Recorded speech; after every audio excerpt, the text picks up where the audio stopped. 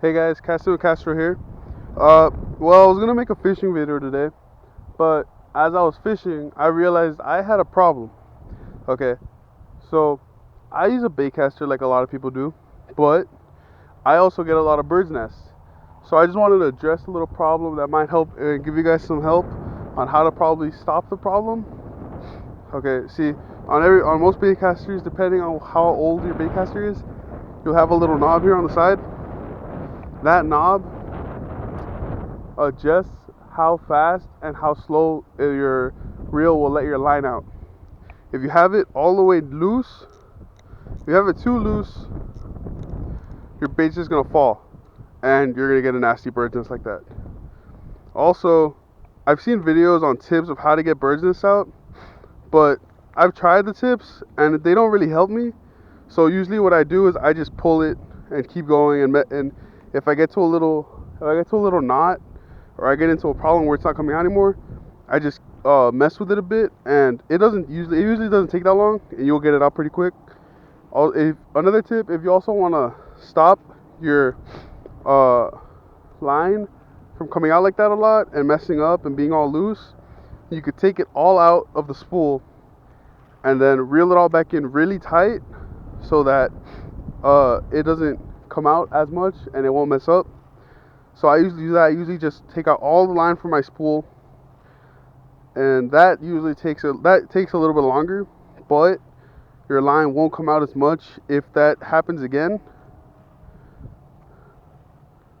So that's all you really have to do. Just keep going, take it all out, and re-spool your line. It'll help. It'll do a lot of help for you. Okay, guys. So once you finish taking out all your line and you're re-spooling it, make sure you're holding it really tight so the line gets all on there really nice and tight, so you won't have any more problems when you're doing this again.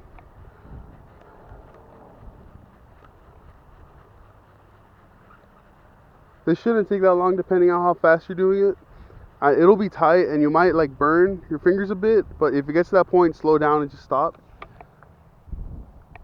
Okay, so now once you have all your line tight again, you want to go back to that knob, that little knob on the side, and just adjust it until your bait falls. But if it falls like that, that's too fast. Okay, let me do that again.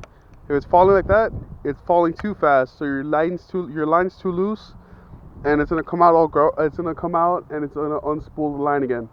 So just keep adjusting it. See, there, that's still a little bit too fast. You probably won't get as much line out, but it's still too fast. Like my baitcaster, it has little clicks each time I adjust it.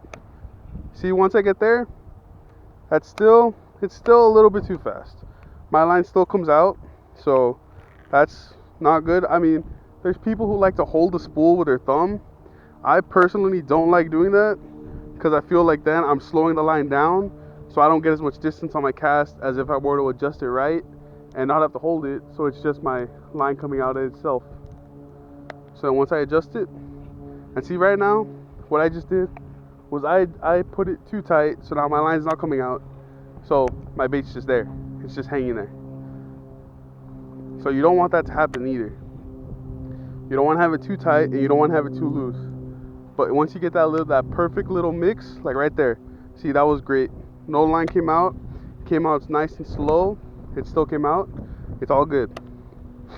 Now once you get it right, once you find the right match, you can start messing with your knob a little bit, loosen it, adjust it, fix it, as long as it doesn't have too much backlash. Because once you start getting backlash, then you'll have more problems and getting a lot more bird's nests. So see, right there, no backlash, no backlash. Okay, let's go down. See, now I have it too tight. So you just have to keep messing with it until you find the way you like it. Once you get it right, it'll be perfect and you won't have any more problems. So it's just finding that right little mix. See, right there, that's perfect. I won't get any more bird's nests with this bait.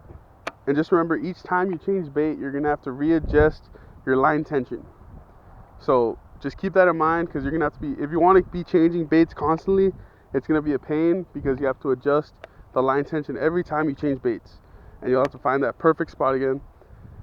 You can also mess with your brakes, but usually with your brakes, you just want to find the setting you like and then adjust the line tension to your brakes.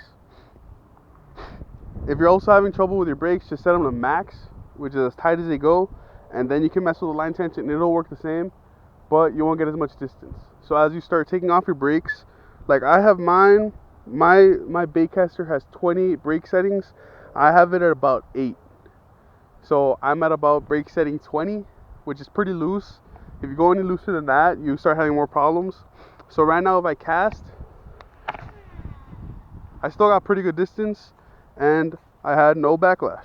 So that's pretty much all the tips I have for you guys on bird's nests. I mean, I get them a lot, so I've learned from experience. I still do get them a lot because I'm stubborn and I don't like changing my line tension settings, which is not very smart if you're gonna use a baitcaster, especially since it's my main rod and reel. I mainly use baitcasters, but if you want to keep using them and you want to be adjusting to get the right amount of line tension, your brakes right, and you'll get the max distance with your cast, just follow those steps and you'll be casting farther in no time. Alright, thanks guys. I'll get back to you later. Have a great day and keep fishing.